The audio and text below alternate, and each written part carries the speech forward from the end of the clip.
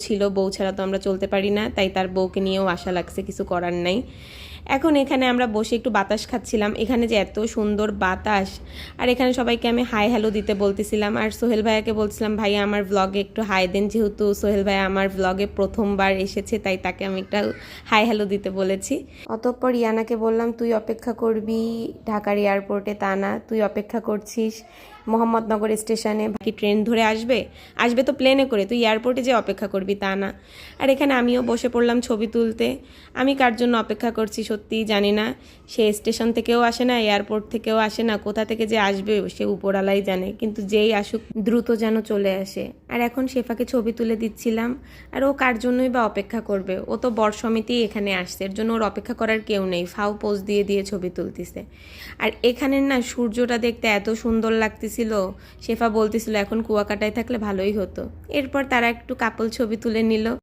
এসব ছবি তোলা ঠোলা শেষ করে আমরা হেঁটে হেঁটে এখন চলে যাব জুনায়েদের কাছে, মানে জুনায়েদ ফুচকা হাউসে, কারণ ওখানে গিয়ে একটু ফুচকা খাবো আমরা। মোহাম্মদনগর স্টেশনটা একদমই নিরিবিলি, বিকালবেলা এই জায়গাটায় আড্ডা দিতেও বেশ ভালো লাগবে। যারা যারা যাননি অবশ্যই মোহাম্মদনগর স্টেশনে ভিজিট করে আসবেন।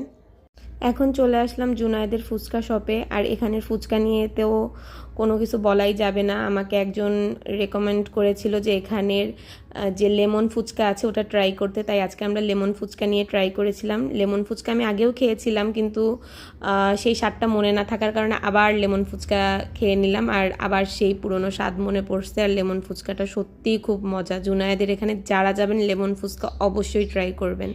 আর ইয়ানার মাথা ঠান্ডা করার জন্য সে একটা কোল্ড কফি নিয়েছিল, সোহেল ভাইয়া একটা চটপটি নিয়েছিল, আর আমি আর শেফা ফালুদা নিয়েছিলাম, কারণ এই একটা ফালুদা যদি আমি একা খেয়ে ফেলি ঠান্ডা লাগবে, আমার বান্ধবীরও সেম ঠান্ডা লাগবে, তাই আমরা একটা নিয়ে দুইজন ভাগ করে করে খাচ্ছিলাম। সন্ধ্যাবেলার এই সুন্দর ট্রিটটা আমাদের সোহেল ভাইয়া দিয়েছিল, তাই সোহেল ভাইয়াকে অনেক অনেক ধন্যবাদ। আর আজকের ব্লগটি এই পর্যন্তই। ভালো লাগলে লাইক কমেন্ট করবেন, আর দেখা হবে নেক্সট কোনো ব্লগে। টাটা।